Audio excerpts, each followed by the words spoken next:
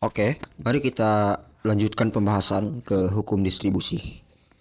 Kita tahu bahwa pada proses ekstraksi ada dua jenis pelarut. Yang pertama ada pelarut air. Di sini kita gambarkan sebagai pelarut berwarna biru. Dan ada pelarut organik. Di sini kita gambarkan sebagai pelarut berwarna kuning. Misal ada suatu zat larut A. Nah, A ini dapat berpindah dari fase organik ke fase air atau dari fase air ke fase organik. Maka kita dapat simbolkan A sebagai suatu kesetimbangan. Maka A air akan akan terjadi kesetimbangan dengan A organik. Misal kita simbolkan ini air sebagai fase 1 dan organik sebagai fase 2. Maka ya bisa kita tulis bahwa A2 itu akan mengalami kesetimbangan dengan A1. Namun bagaimana cara kita untuk mengukur keberhasilan dari suatu ekstraksi?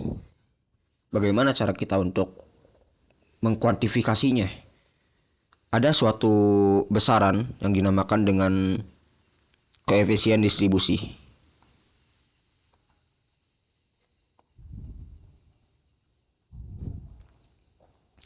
Koefisien distribusi dilambangkan sebagai KD adalah perbandingan antara konsentrasi A pada fase 2 atau fase organik dengan konsentrasi A pada fase 1 atau fase air. Ini dilambangkan sebagai KD.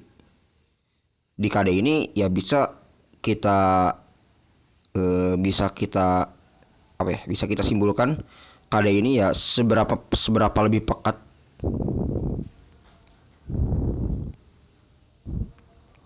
A di organik dan di air. Namun kita kadang-kadang secara praktis itu penggunaan konsentrasi itu sulit untuk dihitung. Maka dengan demikian akan lebih mudah jika kita mengkuantifikasi KD sebagai fungsi massa.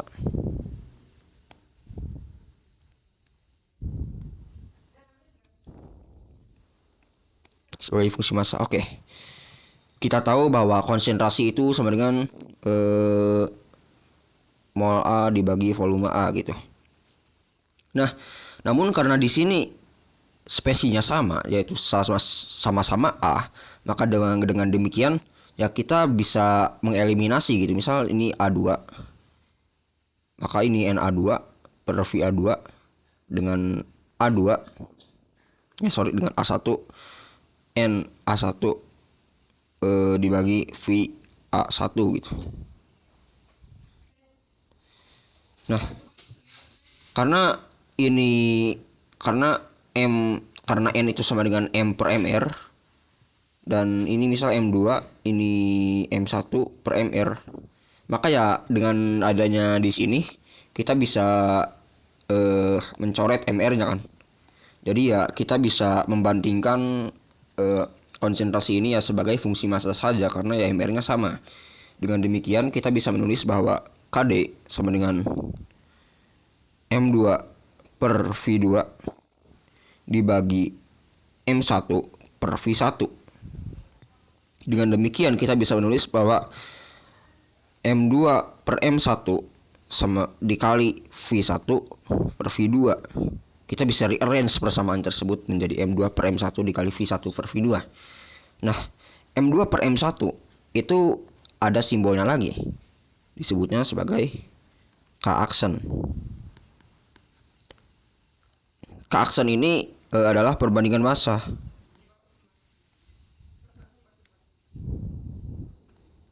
Sama dengan M2 per M1. K-aksen itu menggambarkan atau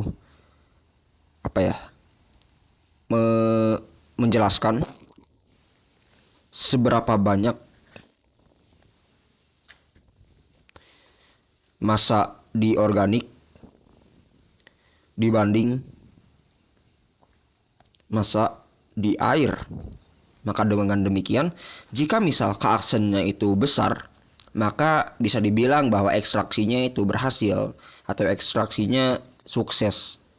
Kalau keaksennya satu ya berarti sama-sama saja begitu kira-kira. Kalau keaksennya kurang dari satu, maka kita bisa bilang bahwa yaitu apa ya, ekstraksinya tidak terjadi atau bahkan lebih banyak di airnya daripada di organiknya gitu. Nah, sedangkan V1 per V2 itu adalah 1 per beta gitu. Karena beta itu adalah perbandingan volume. Volume di organik dan air, atau beta sama dengan V2 per V1 gitu.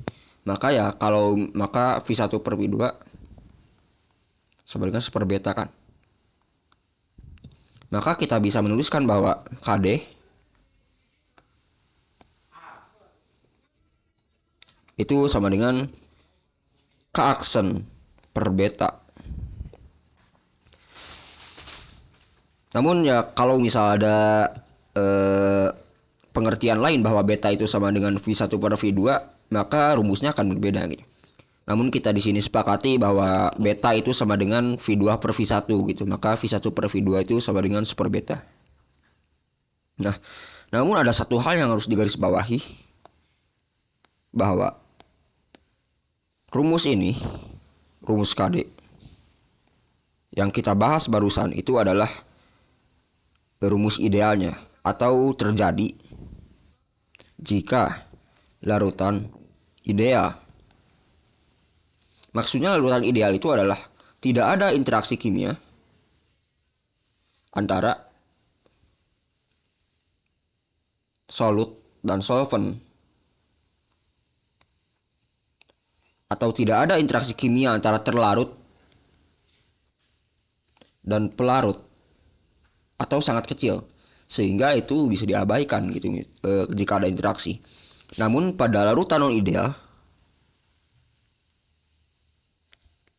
tidak seperti ini rumusnya.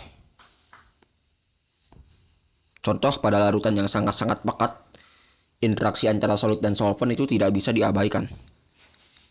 Kita bisa menggambarkan KD sebagai perbandingan aktivitas antara aktivitas A di organik dan aktivitas A di air.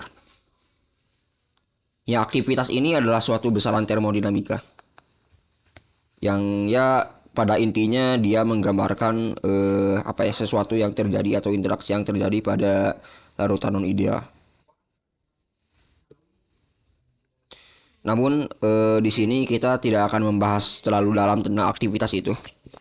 Maka ya karena aku juga belum belajar, makanya kita percaya saja bahwa KD itu perbandingan aktivitas.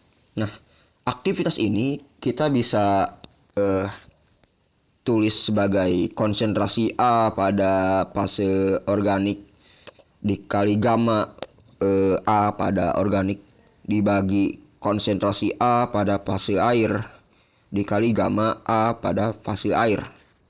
Nah, gamma di sini disebut sebagai koefisien aktivitas.